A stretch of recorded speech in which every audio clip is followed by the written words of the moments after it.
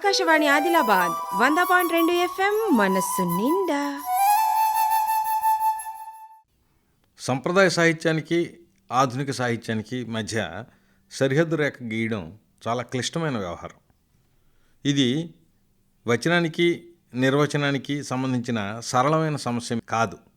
సాహిత్య రంగంలో అనిదంపూర్వమైన విషయాన్ని గుర్తించడం చాలా కష్టం. అలా అపూర్వం కానిది ఆధునికం కాదాలదు. దానికి నిర్దిష్టమైన తాత్విక భూమిక ఉండాలి.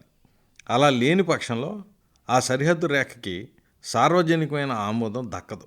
ఉదాహరణకి శాస్త్రరచన అనేది ఆధునిక సాహిత్యానికి ప్రాతినిధ్యం వహించే అంశాల్లో ముఖ్యమైనది. కానీ అదొక్కటే ఆధునిక రచయితలకి గీటురై కాదాలదు. నన్నయ్యకి సమకాలికుడిగా భావిస్తున్న పావులూరి మల్లన సారా గణిత సంగ్రహం కావ్య రూపంలోనే అయినప్పటికీ గణితం గురించి రాసి ఉన్నాడు కదా. 14వ శతాబ్దానికి చెందిన దోనయామాత్యుడు వ్యవసాయం గురించి వైజ్ఞానిక విషయాలతో కూడిన కావ్యం సస్యానందం రచించాడు. అతనికన్నా ముందువాడైన వావిలాల కూచెన్న గురించి ఎపిగ్రాఫియా ఇండికా సంపాదకుడు బర్జెస్ కూడా ప్రశంసాత్మకంగా ప్రస్తావించాడట. కూచెన్న ఖగోళ, బహుశా జ్యోతిష శాస్త్రవేత్తగా హెర్మన్ జాకోబీ ప్రశంసలకు పాత్రమైన వాడే కావచ్చు. అంత మాత్రం చేతే అతగాడు ఆధునికుడు అవుతాడా? అలాగే 14వ శతాబ్దానికే చెందిన స్వరశాస్త్ర మంజరి కర్త గణపనారాధ్యుడు తొలి స్వరయోగి అని ముంగిలి నిరూపణ. కొండబత్తిని జగదీశ్వరరావు అనే పరిశోధకులు పేర్కొన్న పాలకుర్తి సోమనాథుడు, పాల్కురికి సోమనాథుడు కాదు, పాలకుర్తి సోమనాథుడు అనే రసవాదజ్ఞుడు, విష్ణుభట్టు అనే రసరాజ్యలక్ష్మి కృతికర్త, అతగాడి కుమారుడు ఆరోగ్య చింతామణి కృతికర్త దామోదర భట్టు, ఇతగాడి కుమారుడు సారంగధర సంహిత కృతికర్త సారంగధరుడు, వైద్యవల్లభ కృతికర్త లక్ష్మణ పండితుడు, వైద్య జీవన కృతికర్త లోలంబరాజు, బసవరాజీయ కృతికర్త బసవరాజు, పానకాలరాయుడు, ఆత్రేయుడు, ధన్వంతరి వీళ్ళందరూ శాస్త్రకవులే. కానీ వాళ్ళెవరూ ఆధునికులు కారు. వీళ్ళందరూ ఇప్పటికీ 700-800 సంవత్సరాల కిందటే వైజ్ఞానిక శాస్త్ర విషయాలపై గ్రంథాలు రచించిన వారే.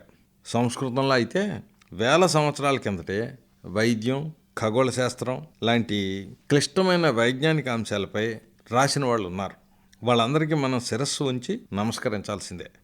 కానీ వీళ్ళెవరో ఆధునికులు కారు అనే వాస్తవాన్ని కూడా నిష్కర్షగా చెప్పుకోక ఒప్పుకోక తప్పదు. ఇంతకీ ఈ వైజ్ఞానికులు ఆధునికులు కాకుండా అడ్డుపడుతున్నది ఏమిటి? ఆధునిక విజ్ఞాన శాస్త్రం సమకాలీన సమాజంతో ప్రత్యక్షంగా ముడిపడి ఉండాలి. అలా ముడిపడి ఉండని సమయంలో అది ఆధునికమైన కాకపోవాలి, లేదా వైజ్ఞానికమైన కాకపోవాలి. జీవం అనేది ఓ రాసాయనిక ప్రక్రియ అనే వైజ్ఞానిక అవగాహన మధ్యయుగాల్లోనే ప్రదర్శించిన దేశం మనది. మన శాస్త్రజ్ఞులు తమ భావాలను, భావనలను నిర్దిష్టంగా ప్రకటించే విషయంలో పాటించిన ప్రమాణాలు దాదాపు అనన్య దృశ్యం. అయితే అత్యాధునిక విజ్ఞానంలో అనిర్దిష్టతకి తావులేనట్టే గోప్యతకి తావు ఉండకూడదు. వైజ్ఞానిక సమాచారాన్ని పరీక్షించగల, ప్రయోగించగల, ఉపయోగించుకోగల అవకాశం అందరికీ ఉండాలి. ఎందుకంటే వైజ్ఞానిక సమాచారానికి ప్రాసంగికత అంటే రిలవెన్స్ చాలా ముఖ్యం.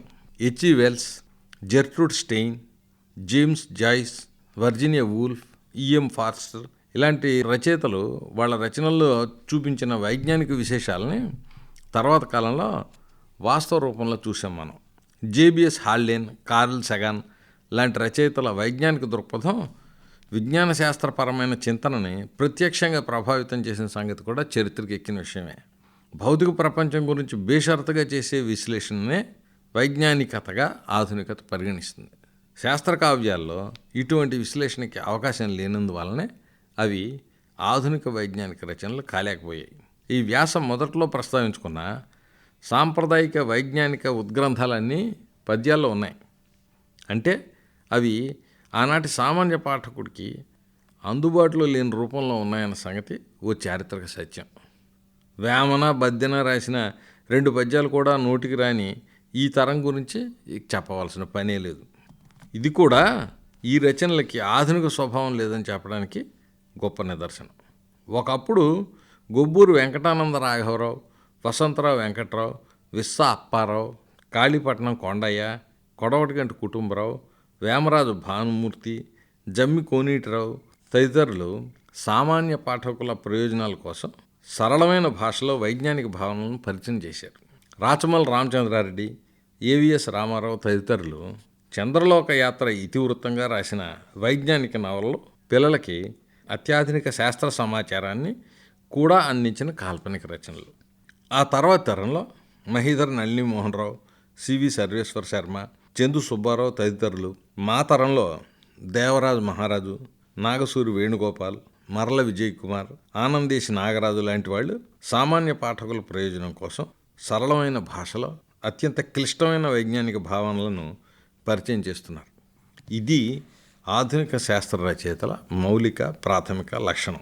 మనం ఇంతకు ముందు చెప్పుకున్న శాస్త్ర కవులు సైతం అదే ప్రయోజనం ఆశించి రచనలు చేశారనడానికి ఏమైనా ఆధారాలు ఉన్నాయా? ఖచ్చితంగా లేవు. ఒకవేళ వాళ్ళ లక్ష్యం కూడా సామాన్య పాఠకుల ప్రయోజనం కోసం సరళమైన భాషలో అత్యంత క్లిష్టమైన వైజ్ఞానిక భావనలను పరిచయం చేయడమే అయితే ఆ కావ్యాలు ఛందోబద్ధంగా ప్రౌఢమైన భాషలో విరచితమై ఉండేవి కావు. నేటితో పోలిస్తే వందల సంవత్సరాల కింద అక్షరాస్యత, విద్యా వ్యాప్తి చాలా పరిమితంగా ఉండేవి. వాటికి దారితీసిన సామాజిక పరిస్థితులు అందరికీ తెలిసినవే. ద్విజులు కాని వాళ్లలో చదువు సంఖ్యలు అనూహ్యమైన రోజులవి.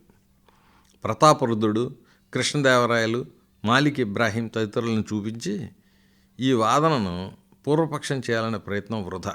నా విష్ణు పృథ్వీపతి లాంటి మినహాయింపుల పుణ్యం అని ద్విజేతరులైన పాలకులు కొంతమందికి దక్కిన మహద్భాగ్యాన్ని ఓ సార్వజనిక సత్యంగా చూపించాలనుకోవడం నిష్ఫలం.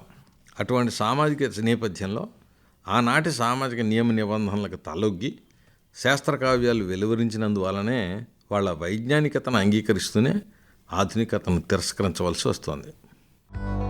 ఆకాశవాణి ఆదిలాబాద్ 100.2 FM మనసు నిండా.